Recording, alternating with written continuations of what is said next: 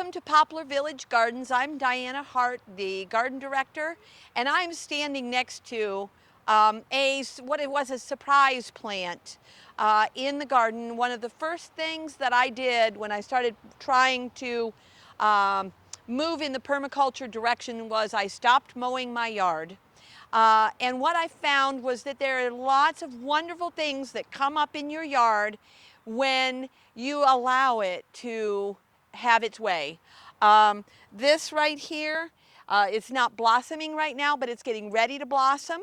And while I'm not 100% certain on the identification, enough that I would consume this plant, I believe that this is a variety of bone set, which does have medicinal use, but it also has a poisonous look-alike. So I am taking my time in identifying this plant before I make any use of it. But the flowers are just very interesting to look at, and I enjoy them very much.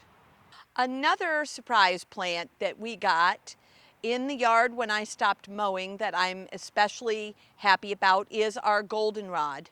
Um, I have found, and I noticed very early on, that this particular plant, it blossoms late in the fall, and what I noticed was that it was absolutely covered with pollinators.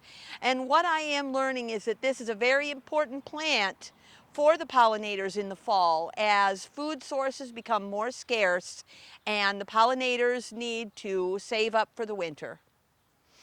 Another surprise plant that we got when we stopped mowing was this one right here with these very fine leaves.